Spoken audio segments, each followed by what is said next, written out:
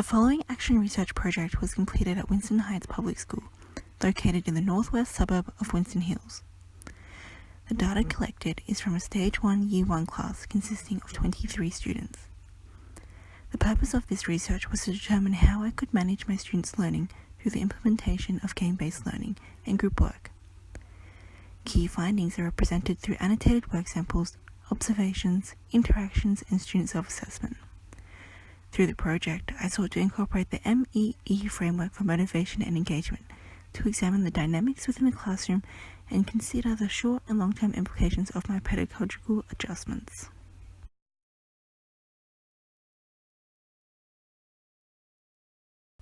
Winston Heights Public School is located on the northwest suburb of Winston Hills.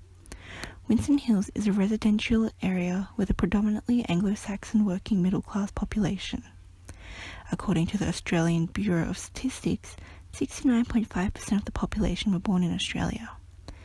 Aboriginal and/or Torres Strait Islander people made up 0.7% of the population. There are currently 453 students enrolled at Winston Heights.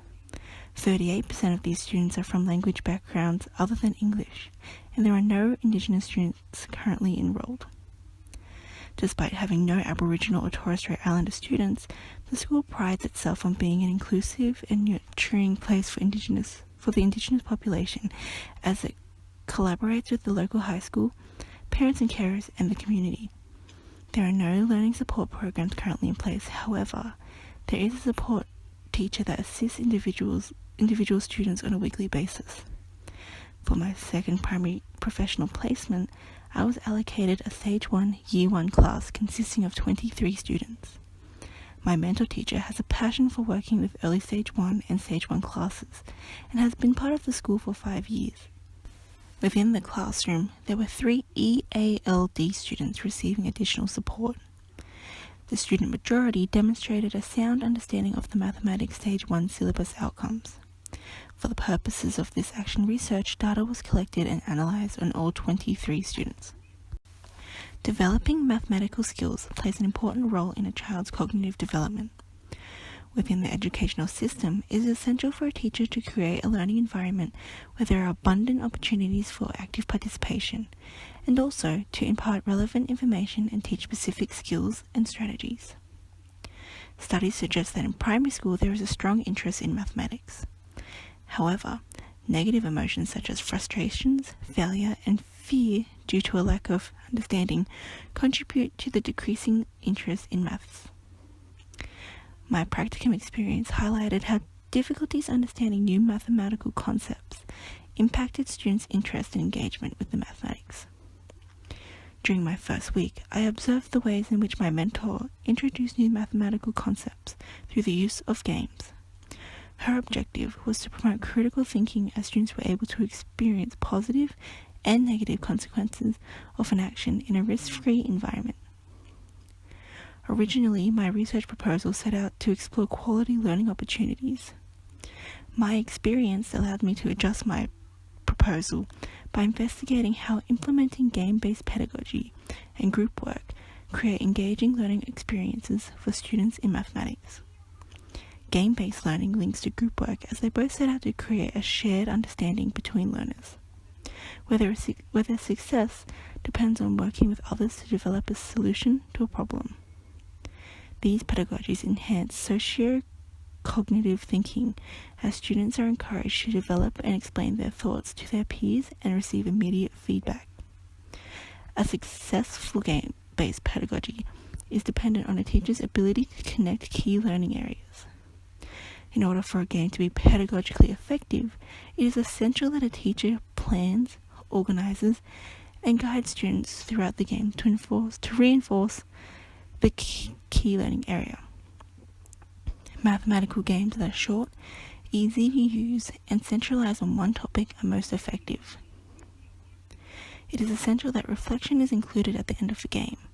Reflection enables classroom discussion and provides opportunities for students to reflect on any difficulties they face during the game, consolidate learning, and extend knowledge that was embedded in the experience.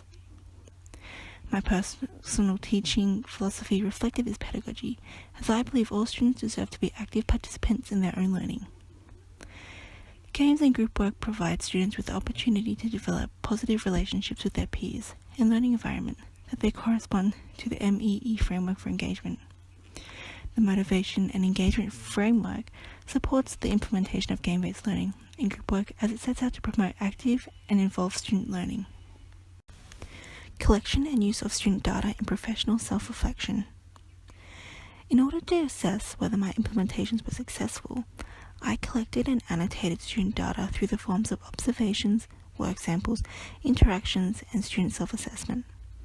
All data was ethically obtained as consent was given by the student's principal and mentor teacher. Observations. During math lessons, my mentor teacher and I transcribed our observations into anecdotal notes.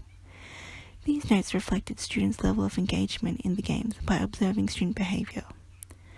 Body language, learning conversations, and the quality of work produced by students were taken into consideration when determining whether or not the students were actively engaged and participating in the lesson or just disengaged observers. Work samples. Work samples include annotated photographs of students participating in game-based learning and group work, as well as photocopies of worksheets completed by students over the course of 4 weeks. These samples have been used to show progress and demonstrate the students' level of participation and understanding of the Stage 1 mathematical outcomes. Interaction. Brief records of learning conversations transcribe student-to-student responses and student-to-teacher responses. I listened to and recorded many conversations to gain an understanding of the students' engagement with game-based learning and group work, and whether my implemented changes were effective. Student self-assessment. At the beginning and end of each mathematics lesson, I provided students with a sheet containing 5 faces ranging from happy to sad. These faces represented the students' feelings toward the mathematical concept. These responses provided me with instant feedback from the students and enabled me to reflect and refine my practice.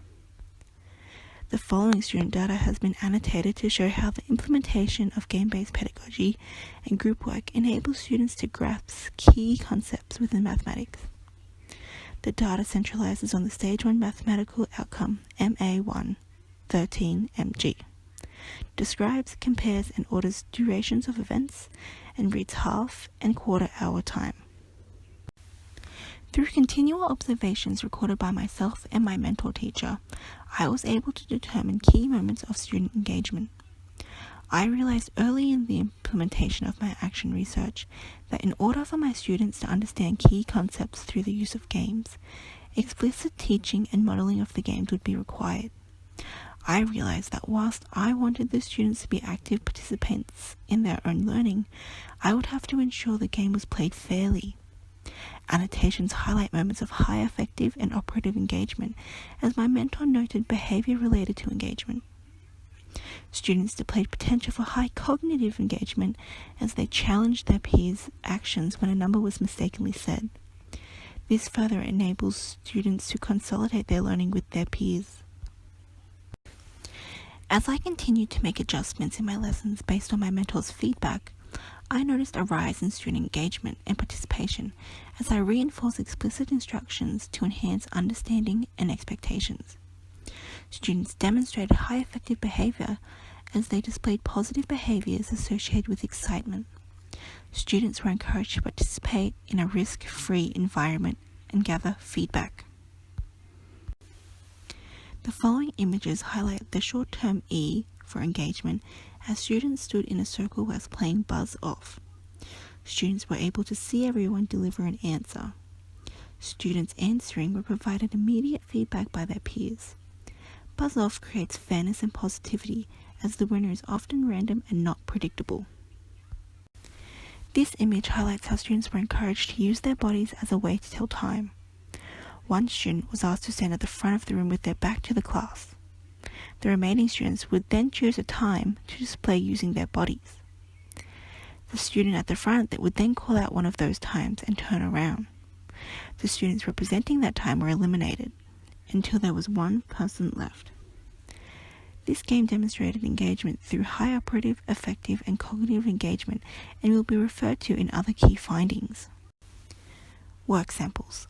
I collected work samples after students participated in game-based learning and group work. Students were encouraged to work with their peers to complete the worksheets and were given their own learning clocks to use in their group work.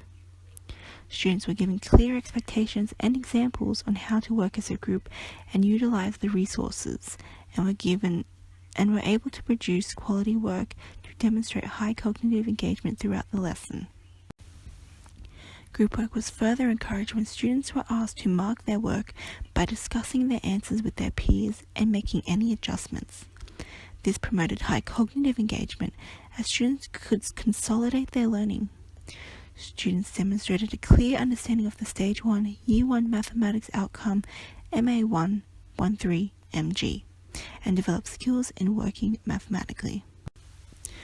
Recording student-to-student responses and student responses to the teacher provided me with an insight into how game-based learning and group work had impacted the small e and big E, or short-term and long-term engagement.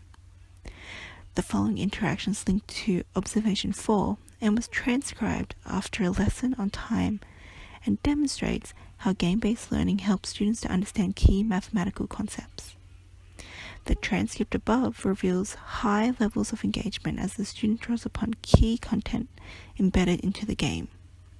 The student engages her body to reinforce key links between hand position and time. This demonstrates a significant shift from the small e to the big E.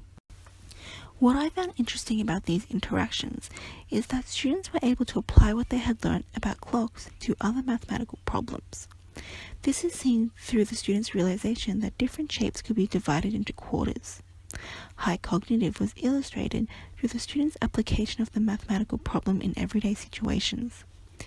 The student's ability to justify her reasoning demonstrates a clear understanding of the mathematical content outcome. Student self-assessment. Student self-assessment was based on the Reflective Engagement Authentic Learning framework.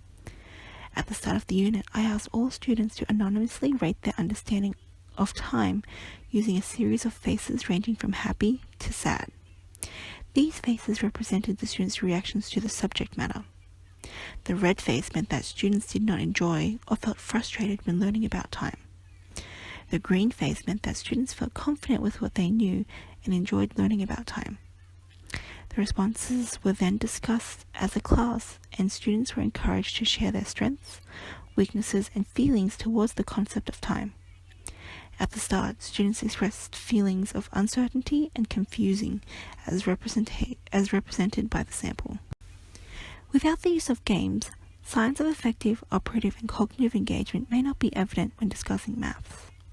The following samples of student self-assessment were collected at the end of the unit and demonstrate an increased level of engagement as students express their growing interest in learning about time through the selection of smiley faces. All feedback forms presented an increase of positivity and effective engagement. My findings ultimately revealed the implementation of game-based learning and group work did create a positive environment for students to participate and engage with content-embedded activities in a risk-free environment. The student self-assessment data highlighted a lack of interest in topics that are often perceived as difficult to grasp. Students shared their concerns with learning about time, stating that it was hard and confusing. However, introducing games targeted towards relevant information and teaching specific skills and strategies was seen to increase short-term engagement and produce work samples meeting the required standards. This revelation therefore saw a shift from short-term engagement to long-term engagement. Once given clear and explicit instructions on how to engage with other students during a game or activity, I was able to manage my students' learning through the implemented changes. Students demonstrated positive behaviors relating to engagement when approaching mathematics. I hope to incorporate these strategies into my future classroom. This action research has affirmed the benefits of adopting a game-based pedagogy and has provided opportunities for me to develop strategies to engage and assist my students' learning. I developed an understanding on how games work in conjunction with group work and grew to appreciate class discussions surrounding concerns and difficulties when considering certain topics.